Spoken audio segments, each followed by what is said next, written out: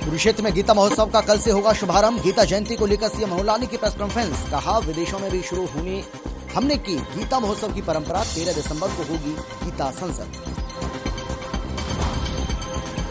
हरियाणा विधानसभा के शीतकालीन सत्र को मिली मंजूरी। 17 दिसंबर से शुरू होगा सत्र। राज्यपाल बंडारू दत्तात्रेय ने दी मंजूरी।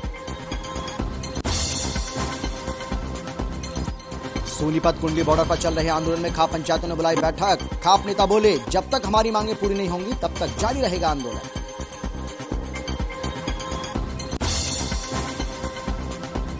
दिल्ली बॉर्डर से जल्द खत्म होगा किसानों का आंदोलन। 4 दिसंबर को होने वाली संयुक्त किसान मोर्चा की बैठक में हो सकता है बड़ा फैसला।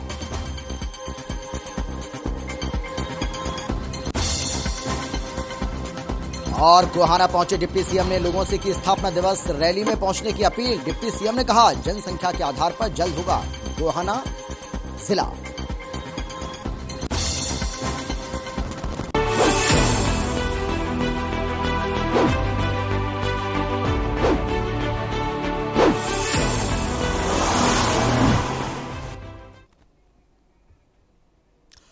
नमस्कार, आप देख रहे हैं हर खबर हरियाणा और आपके साथ मैं हूं अमित शर्मा। वक्त है कालका से समालखा का। शुरुआत करेंगे, लेकिन उससे पहले एक बड़ी जानकारी आपको हम दे दें जो कि चंडीगढ़ से आ रही है। चंडीगढ़ से इस वक्त की बड़ी खबर आपको बता रहे हैं। 17 दिसंबर से शीतकालीन सत्र होना है और इसको लेकर आपको बता दें कि राज्यपाल बंडारू दत्तात्रेय ने इसको मंजूरी दे दी है। ये बड़ी जानकारी आपको हम बता रहे हैं, बड़ी जानकारी आपको हम दे रहे हैं। हरियाणा विधानसभा शीतकालीन सत्र को मंजूरी मिल गई है। 17 दिसंबर से हरियाणा विधानसभा का शीतकालीन सत्र शुरू होने जा रहा है, जिसको राज्यपाल बंडारू दत्तात्रेय ने अपनी मंजूरी दे दी है। ये बड़ी जानकारी लगातार आपको हम दे रहे हैं। एक बार फिर से आपको हम बता देते हैं, चंडीगढ़ से इस वक्त की जो बड़ी खबर सामने आ रही है वो ये है कि हरियाणा विधानसभा के शीतकालीन सत्र को मंजूरी मिल चुकी है, क्योंकि 17 दिसंबर से ये शीतकालीन सत्र शुरू होने वाला है, जिसको राज्यपाल बंडारू दत्तात्रेय ने अपनी मंजूरी दे दी है। कोई बहुत ज्यादा बड़ा सत्र ये नहीं है, 3 दिवसीय ये जो शीतकालीन सत्र है वो बुलाया गया है और अब इसको राज्यपाल ने भी अपनी मंजूरी दे दी है। ये बड़ी जानकारी आपको हम दे रहे हैं, बड़ी खबर आपको हम बता रहे हैं। एक बार फिर से आपको हम बता देते हैं, हरियाणा विधानसभा का शीतकालीन सत्र जो 17 दिसंबर से शुरू होने जा रहा है, बहुत छोटा ये सत्र है, 3 दिवसीय ये सत्र है। उसको लेकर अब राज्यपाल बंडारू दत्तात्रेय ने भी अपनी मंजूरी दे दी है। ये बड़ी जानकारी लगातार आपको हम दे रहे हैं, बड़ी खबर आपको हम बता रहे हैं। हरियाणा विधानसभा के शीतकालीन सत्र को लेकर ये बड़ी खबर। 17 दिसंबर से हरियाणा विधानसभा का शीतकालीन सत्र शुरू होने जा रहा है। 3 दिवसीय ये सत्र होगा और हर खबर हरियाणा के एग्जीक्यूटिव एडिटर आशीष अग्रवाल हमारे साथ जुड़ गए हैं इस खबर पर ज्यादा जानकारी और बातचीत के लिए। आशीष, दीजिए पूरी जानकारी। राज्यपाल बंडारू दत्तात्रेय ने मंजूरी दे दी है, क्योंकि हरियाणा विधानसभा का ये शीतकालीन सत्र 17 दिसंबर से शुरू होने वाला है, 3 दिवसीय सत्र। और ज्यादा क्या जानकारी? बिल्कुल, देखिए मैं आपको बता दूं कि जिस तरीके से कैबिनेट के अंदर सत्र को लेकर जो तारीख है वो तय की गई थी और अब राज्यपाल कार्यालय से जो अधिसूचना है वो जारी हो चुकी है और 17 तारीख को दोपहर 2 बजे से सत्र। आप जिस व्यक्ति से बात कर रहे हैं उन्होंने आपके कॉल को होल्ड पर रख। बिंदु प्रदेश के जी आशीष बोलिए, आपकी आवाज नहीं आ रही है ठीक से, बोलिए आशीष। बिल्कुल, देखिए मैं आपको बता दूं कि पिछले दिनों जिस तरीके से कैबिनेट में सत्र की तारीख का चयन हुआ था, उसी को लेकर अब राज्यपाल कार्यालय से अधिसूचना जारी हो गई है और 17 तारीख को दोपहर 2 बजे से जो सत्र है वो शुरू होगा और प्रदेश के तमाम जो बड़े और अहम मुद्दे हैं वो इस सत्र में उन पर चर्चा होगी। बिल्कुल आशीष, क्योंकि ये बहुत बड़ा सत्र नहीं है जिसके बारे में हम बार बार जिक्र कर रहे हैं कि ये 3 दिवसीय सत्र होगा, बहुत छोटा सत्र है। कौन कौन से ऐसे मसले हैं जिनको लेकर विपक्ष सरकार को घिर सकता है और रणनीति भी सरकार की ओर से बनाई जा रही है कि किस तरीके से जो विपक्ष के सवालों का जवाब है सदन के अंदर दिया जाए और सरकार की क्या रणनीति रहने वाली है?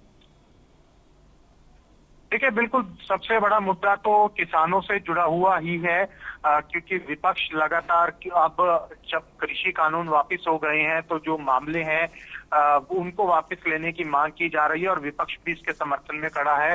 तो अगर ऐसे में 70 तक वो मामले वापस नहीं होते तो उसके ऊपर तो चर्चा स्वाभाविक है कि हो सकती है। और इसके साथ जो एचपीएससी से जुड़ा मुद्दा है, विपक्ष उसको लेकर भी कहीं ना कहीं आक्रामक दिन ब दिन होता जा रहा है। उसके ऊपर भी विपक्ष लगातार जो है वो चर्चा की मांग कर सकता है। और भी जो प्रदेश से जुड़े दूसरे मुद्दे हैं उनके ऊपर भी सत्र के दौरान चर्चा संभव है। जी, बहुत शुक्रिया आपका आशीष, इस तमाम जानकारी के लिए, तमाम बातचीत के लिए आपका बहुत धन्यवाद। तो ये थे हमारे एग्जीक्यूटिव एडिटर आशीष अग्रवाल, जो हमें जानकारी दे रहे थे कि राज्यपाल बंडारू दत्तात्रेय ने 17 दिसंबर से शुरू होने वाले शीतकालीन सत्र को लेकर अपनी मंजूरी दे दी है। और मंजूरी का जो पत्र है वो भी हम यहां आपको दिखा रहे हैं।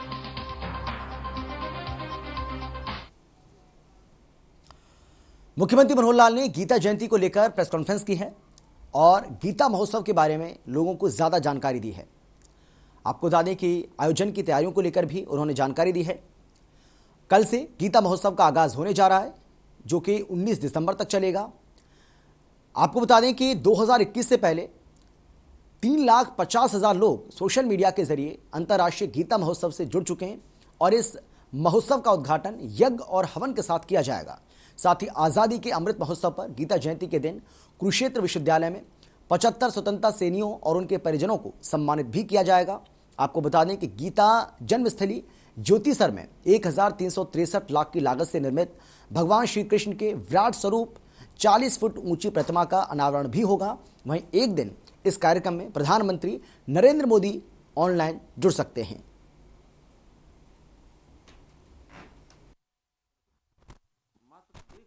कुरुक्षेत्र का जो रेलवे स्टेशन है उसको भी रेनोवेट किया जा रहा है, ताकि वहां भी जो यात्री आते हैं या ट्रेन वहां से निकलती हैं, अगर मात्र देख भर लेगा अगर वहां स्टेशन को कोई यात्री, तो उनको भी महाभारत की एक प्रकार से नगरी है उसका आभास होगा। और वहां से जो जाने आने वाली ट्रेन हैं उनकी जो नई ट्रेन है मथुरा और हरिद्वार से जोड़ने के लिए कुछ ट्रेन यहाँ से चलाई जाएंगी, ताकि कुरुक्षेत्र तीर्थस्थली से और मथुरा तीर्थस्थली और हरिद्वार तीर्थस्थली उनके साथ भी ट्रेन यात्रियों को, तीर्थ यात्रियों को उसका लाभ होगा। स्वच्छता के नाते भी इस कुरुक्षेत्र नगर का बहुत ध्यान रखा जा रहा है। हमने इसको एक अभियान चलाया, एक योजना बनाई है, दिव्य कुरुक्षेत्र योजना। तो दिव्य कुरुक्षेत्र योजना में स्वच्छता अभियान, ये क्योंकि मेला क्षेत्र है तो सफाई रखना बहुत आवश्यक है, इसलिए मुझे खुशी है कि भारत के 30 स्वच्छ शहर हैं, उन 30 स्वच्छ शहरों में और ब्रह्म सरोवर को इसको शामिल किया गया है।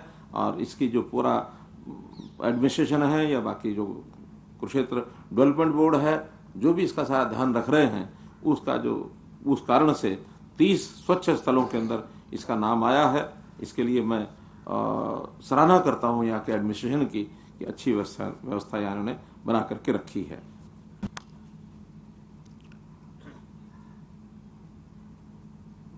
एक डिमांड थी यहाँ की कि जो कुरुक्षेत्र नगर है इसके प्रवेश द्वार जितने भी हैं, बाहर से जो लोग प्रवेश करते हैं उनके ऊपर प्रवेश द्वार बनाए जाएं। जैसे हमने करनाल में 7 नगर हैं, 7 मार्ग हैं बाहर निकलने वाले, तो 7 पर 7 द्वार बनाए हैं। ऐसे ही यहाँ जितने प्रमुख मार्ग हैं जो भी कुरुक्षेत्र से बाहर निकलते हैं या बाहर से कुरुक्षेत्र आते हैं, उन सब के ऊपर प्रवेश द्वार जो है, स्वागत द्वार है, वो उसी प्रकार से बनाए जाएंगे। ज्योतिसर तीर्थ पर और उसका विकास, जैसे ब्रह्म सरोवर का तो काफी मात्रा में विकास हुआ है, लेकिन वहां की विकास की गाथा 2023 तक मैं समझता हूँ पूर्ण होगी। अभी उसमें 2 वर्ष और लगेंगे। स्वामी जी ने जैसे बताया कि अभी तक सरकारी सहायता से, सहयोग से ये सारे मेले, ये जो कार्यक्रम अपना अंतर्राष्ट्रीय गीता महोत्सव का होता है, वो प्रारंभ में तो सारा सरकारी था, बाद में धीरे धीरे उसमें सामाजिक संस्थाओं का योगदान बढ़ रहा है। और जो 2 वर्ष पहले हमारा जो गीता महोत्सव का कार्यक्रम हुआ था, उसमें तो सरकार का खर्च ना के बराबर था। जितनी पार्टिसिपेशन है वो चाहे कुरुक्षेत्र जिले की थी या आसपास के लोगों ने इस पूरा किया। अब इस बार हमने विचार किया है कि इसकी एक कोई समिति, अंतर्राष्ट्रीय गीता महोत्सव समिति बनाकर उसको पंजीकृत कराया जाए, ताकि वो पंजीकृत समिति जो है आगे से वही उस कार्यक्रम को मुख्य रूप की योजना बनाएगी, करेगी। सहयोग सारा प्रशासन का होगा, उसमें कुरुक्षेत्र डेवलपमेंट बोर्ड का भी होगा, यहाँ के जिला प्रशासन का भी होगा, हरियाणा सरकार का भी होगा, लेकिन मुख्य रूप से जो समिति है, आयोजन समिति कहें या उसको स्वागत समिति कहें, वो समिति इस कार्यक्रम को यानी ओन करेगी और वही सारा कार्यक्रम करेगी। और इसमें देश भर के लोगों का जितना ज्यादा योगदान करा सकते हैं, जितना पार्टिसिपेशन ज्यादा करा सकते हैं, उस प्रकार का, जैसे कुंभ मेला टाइप होते हैं, इस प्रकार के मेले का आयोजन इसमें हो, ताकि इसकी ख्याति वो देश के साथ साथ विदेशों तक भी बनी रहे। तो इस राष्ट्रीय उत्थान का जो संस्कृति उत्थान के जो कार्यक्रम है, खास करके क्षेत्र का, इसको कैसे हम और अधिक सफल कर सकें, इस ओर हम आगे बढ़ेंगे।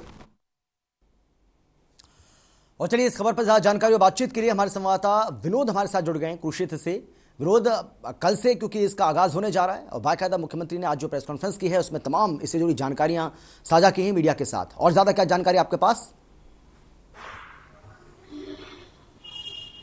जी बिल्कुल, क्योंकि ये पहली बार ऐसा है कि मुख्यमंत्री ने कुरुक्षेत्र की धरती पर आकर पुरुषोत्तमपुरा बाग में यह प्रेस कॉन्फ्रेंस की है। और उन्होंने बकायदा जब वो प्रेस कॉन्फ्रेंस की तो उन्होंने इस बात को बताने की कोशिश की है कि वो कुरुक्षेत्र के जो गीता जयंती महोत्सव को विराट स्वरूप में लेके जाना चाहते हैं। और वो कुंभ के जिस तरह के कुंभ का मेला अपने आप में एक पहचान बनाता है, तो गीता जयंती महोत्सव की भी इसी तरह से पहचान बने। और इसको लेकर उन्होंने हरियाणा सरकार द्वारा जो योजनाएं बनाई जा रही है, जो प्लानिंग की जा रही है, उसके बारे में विस्तार से जानकारी दी। और उन्होंने बताया कि कुरुक्षेत्र को किस तरह से अंतर्राष्ट्रीय स्तर पर, इंटरनेशनल लेवल पर हर देश में जो कुरुक्षेत्र की पहचान पहुंचे, और गीता जयंती महोत्सव से अन्य देशों के लोग भी जुड़े। और उन्होंने इसके बारे में बकायदा बताया कि वो किस तरह से पीछे भी जिस तरह से कोरोना से पहले अंतर्राष्ट्रीय गीता जयंती महोत्सव मनाए जाते रहे, और किस तरह से ऑस्ट्रेलिया, इंग्लैंड, कनाडा और अमेरिका से लोग जुड़े थे। और इस साल भी इसी बात का प्रयास किया जा रहा है, जिसको लेकर कुरुक्षेत्र विश्वविद्यालय में अंतर्राष्ट्रीय सेमिनार का आयोजन किया जाएगा, जिसमें अंतर्राष्ट्रीय स्तर के विद्वान अपने पेपर प्रेजेंट करेंगे और गीता के ऊपर अपने विचार प्रस्तुत करेंगे। और इसी के साथ उन्होंने जो गीता जयंती महोत्सव को लेकर जिस तरह से अपनी योजनाएं बताई कि किस तरह से भगवान श्री कृष्ण के श्रीमुख से उत्पन्न हुई पावन गीता की जन्मस्थली ज्योतिषर वह स्थान है जो कुरुक्षेत्र का जो साक्षी है कि यहाँ पर भगवान श्री कृष्ण ने गीता का संदेश दिया। और उन्होंने गीता के उस स्थान का ज्योतिषर का जो विस्तार की बात की, और उन्होंने वहां की योजना के बारे में बताया कि किस प्रकार 2023 तक जिस प्रकार ब्रह्म सरोवर का एक भव्य स्वरूप प्रदान किया गया, उसी प्रकार ज्योतिषर को भी भव्य स्वरूप प्रदान किया जाएगा और उस स्थान का महत्व बढ़ेगा। बिल्कुल विनोद, एक और बात हम आपसे जानना चाहेंगे, क्योंकि 19 दिसंबर तक कल इसका आगाज होना जा रहा है और 19 दिसंबर तक ये अंतर्राष्ट्रीय गीता जयंती महोत्सव चलने वाला है। क्या कुछ कार्यक्रम ये रहने वाला है? क्योंकि हमने देखा है इससे पहले भी ये जो महोत्सव है वो होता रहा है, तो इसमें विदेशों से भी लोग पहुंचते हैं। तो किस तरीके से ये कार्यक्रम अब कल से शुरू होगा, उसके बाद आगे बढ़ेगा, और कौन कौन ऐसे लोग हैं जो इसमें पहुंचेंगे? जी बिल्कुल, जिस तरह से कल जो पहले मुख्यमंत्री और स्वामी ज्ञानानंद जी महाराज ने वहां पर मौके पर बताया कि किस प्रकार पहले पूजा अर्चना होगी, यज्ञ होगा, उसके साथ ही गीता जयंती महोत्सव का शुभारंभ किया जाएगा। उसके बाद ब्रह्म सरोवर के चारों तरफ जो एक आर्ट एंड क्राफ्ट का मेला लगता है, शिल्प मेला लगता है, उसका शुभारंभ कल 2 दिसंबर से प्रारंभ हो जाएगा। जो शिल्प मेला 19 दिसंबर तक चलेगा, यह शिल्प मेला भी अपने आप में एक विशेष कुरुक्षेत्र गीता जयंती महोत्सव पर अपनी पहचान रखता है, जिसमें देश विदेश से जो कलाकार हैं, जो शिल्पकार हैं, अपनी वस्तुओं को लेकर पहुंचते हैं। और इस मेले में चाहे वो आसाम हो, चाहे जम्मू कश्मीर हो, चाहे राजस्थान हो, यहाँ से लोग पहुंचते हैं और वहां के लोग अपनी यहाँ पर स्टॉल लगाते हैं। और लोग भी इस मेले में, शिल्प के मेले में देखने के लिए और वहां से चीजें लेने के लिए पहुंचते हैं। तो ऐसे में उसके अलावा गीता जयंती महोत्सव के अवसर पर कुरुक्षेत्र विश्वविद्यालय में जहाँ सेमिनार का आयोजन होगा, वही देश विदेश से जो बड़े महासंत पुरुष हैं वो पहुंचेंगे और उनका एक तरह से संत समागम होगा जो गीता के ऊपर चर्चा करेंगे। जी बिल्कुल, विनोद, बहुत शुक्रिया आपका। आप इस बड़ी खबर पर नजर बनाए रखिएगा। अपडेट के साथ एक बार फिर से आपके पास जरूर आएंगे, क्योंकि कल से इसका आगाज हो रहा है और उसके बाद 19 दिसंबर तक ये अंतर्राष्ट्रीय गीता जयंती महोत्सव चलने वाला है। जो कुछ भी इस कार्यक्रम से जुड़ी जानकारियां होंगी वो भी हम हमारे जो तमाम दर्शक हैं उनके साथ आगे भी साझा करते रहेंगे। आगे बढ़ते हैं। कांग्रेस की प्रदेश अध्यक्ष कुमारी सैलजा करनाल पहुंची, जहां उन्होंने पंजाब सरकार के कामों की तारीफ की है। तो वहीं प्रदेश और केंद्र की बीजेपी सरकार पर जमकर निशाना साधा। सैलजा ने किसान आंदोलन के समर्थन में बोलते हुए कहा है कि सरकार को किसानों की मांगों को पूरा करना चाहिए। बीजेपी सरकार लोकतंत्र का गला घोट रही है। वहीं एचपीएससी मामले में प्रदेश सरकार को कटघरे में खड़ा करते हुए कहा है कि मामले की जांच हाईकोर्ट के जज से करानी चाहिए। इसके साथ ही सैलजा ने बताया है कि न्याय नहीं मिलने पर 7 दिसंबर को कांग्रेस एचपीएससी कार्यालय का घेराव करेगी।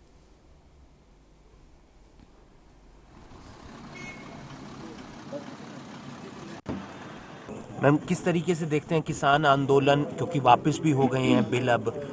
पंजाब जथेबंदी चाहती हैं कि आंदोलन खत्म हो, लेकिन हरियाणा राकेश टिकैत वो चाहते हैं कि भी आंदोलन और आगे चले।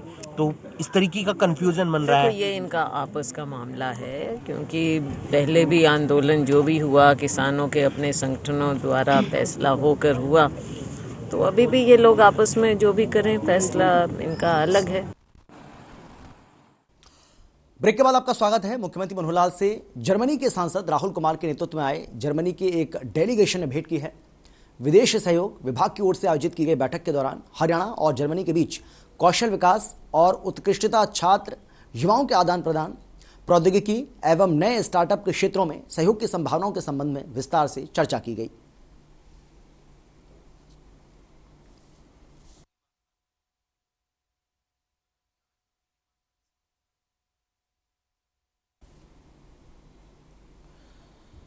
तो जर्मनी के एक डेलीगेशन ने मुख्यमंत्री से मुलाकात की है, भेंट की है और उसकी तस्वीरें आपको हम दिखा रहे हैं। सहयोग विभाग ने इसका आयोजन किया और उस वक्त की ही तस्वीरें आपके सामने, जब जर्मनी का ये डेलीगेशन मुख्यमंत्री मनोहर लाल से मुलाकात करने के लिए पहुंचा था। भारत सरकार के आवास और शहरी कार्य राज्य मंत्री कौशल किशोर कुरुक्षेत्र पहुंचे, जहां उन्होंने कहा कि उड़ता हरियाणा बनने से बचाने के लिए नशा मुक्त समाज बनाना हमें होगा ही। किसान आंदोलन पर बोलते हुए कहा है कि किसान आंदोलन के खत्म होने पर विपक्ष खुद को ठगासा महसूस कर रहा है। केंद्रीय आवास शहरी कार्य राज्य मंत्री कौशल किशोर ने कहा है कि आगामी 15 दिसंबर को आजादी के अमृत महोत्सव के अंतर्गत लौह पुरुष सरदार वल्लभ भाई पटेल की पुण्यतिथि के मौके पर पूरे देश में नशा मुक्त समाज बनाने के लिए कार्यक्रम आयोजित किए जाएंगे।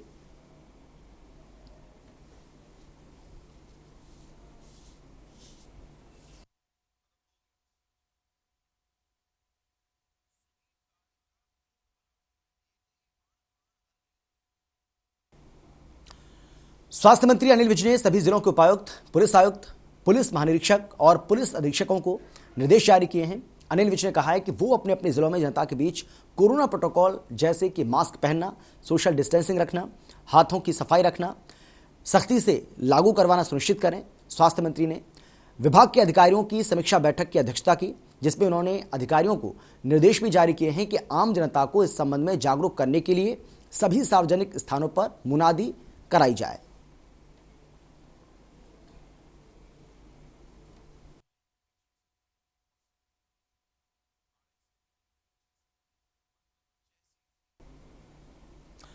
चंडीगढ़ में नवनियुक्त संजीव कौशल ने, आपको बता दें कि 35वें मुख्य सचिव के तौर पर उन्होंने अपना पदभार संभाला है।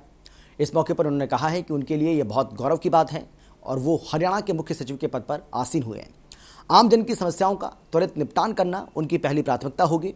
नवनियुक्त मुख्य सचिव को 30 अक्टूबर 2014 को मुख्यमंत्री के प्रधान सचिव की जिम्मेदारी सौंपी गई।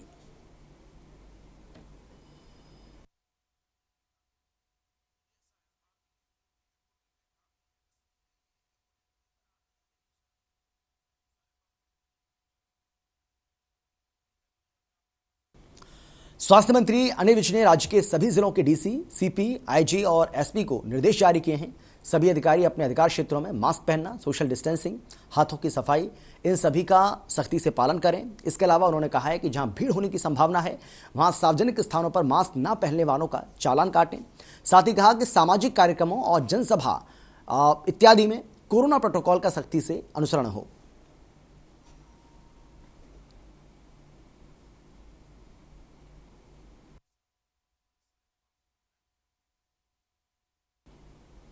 यमुनानगर में भारतीय मजदूर संघ की अगुवाई में नगर निगम सफाई कर्मचारियों का धरना 13वें दिन भी जारी रहा।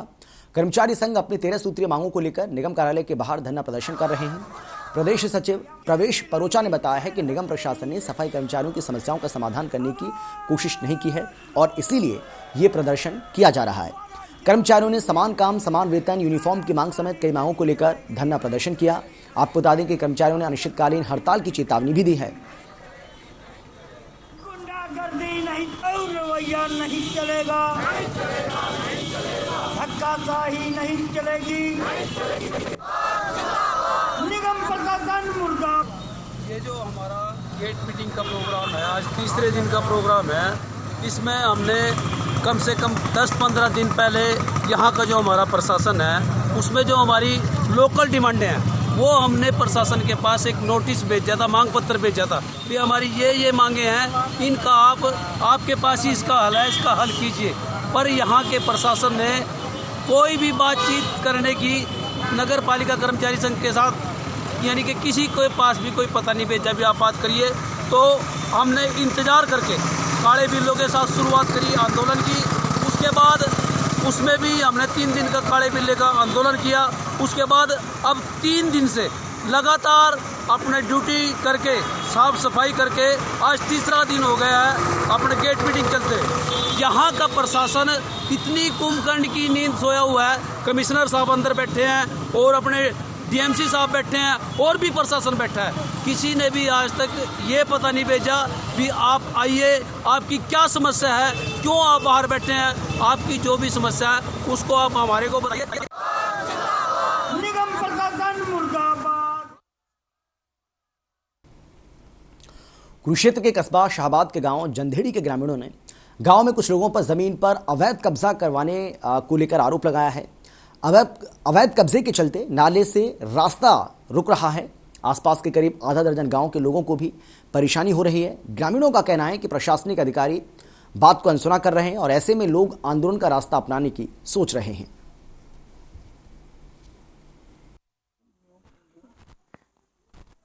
ऐसे जी हमने तो सबसे पहले तो डी छिपा, ठीक है जी, डी छिपे लाई, एसडीएम पर बिलर कीजिए हमने, ठीक है जी। पूरे प्रशासन में कहने मतलब पूरे सारी जगह लेके दरखास्त हमने कंप्लीट करके अब ना आर तक के कहने का मतलब ये हो गया जी। अब प्रशासन की कोई भी कार्रवाई नहीं हुई हमारे जी। प्रशासन डील बढ़ते रहे जी शुरू से ही। कितना नुकसान हो रहा है इससे? नुकसान जी लाखों करोड़ों का ये हो रहा है, समझ लीजिए। साफ ले लीजिए। अब ये आज का मैटर नहीं है जी, नवा मैटर नहीं है जी आज का। यो कहने का मतलब बहुत ही पुराना है मैटर है वैसे ही तो, क्योंकि इसका जब गली बनी थी ना, ये फरनी बनी थी, कम से कम 15 साल हो गए फरनी बनी थी जब। ये गांव का मुद्दा ये इसमें सबसे पहला ना निकालना कहां।